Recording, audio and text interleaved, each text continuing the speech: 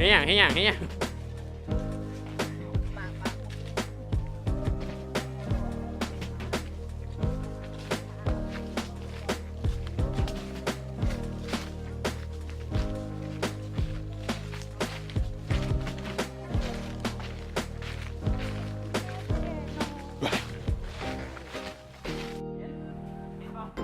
แล้วโอเคไว้ได้แดดเริ่มนั่นนะเทคสองเทคหนึ่งแอคชั่นยังมาคือแบบนี้เลยทางฟังกองเลยแบบแนมนี่แนมนั่นได้ไหม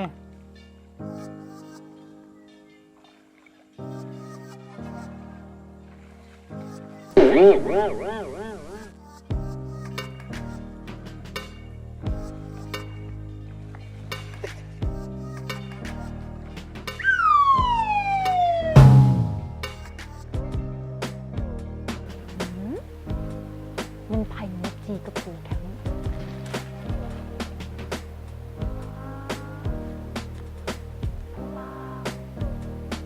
คือรอเทพพระพุทธเลย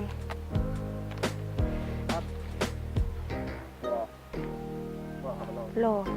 เจ้าสู้กูงามเนาะเจ้าสู้กูงามอีกคนน่ะเก็บภาพว่าให้มันเข้าตาโอเคโอเคครับมาแล้วหลายคนหรือว่าคนหลายคนมองมืออะไรมา5 4 3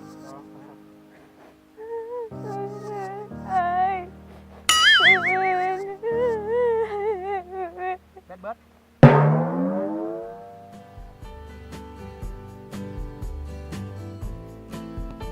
เสียบทุกสาวเจ้านอนเตียงเมื่อกี้นี่เสื้อผมหัวไอ้จอยเพราะเป็นอย่างคอยยินดีที่จะช่วยเหลือชีวิตคนตลอดมาต่อรถไปยังต่อรถคนตลอดมา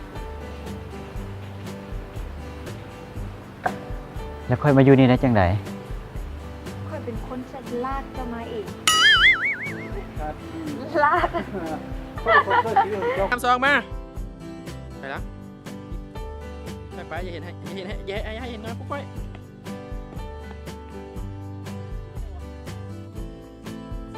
หลายพดแสงหลายพดล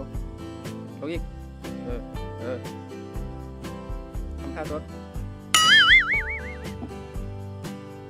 3 2มา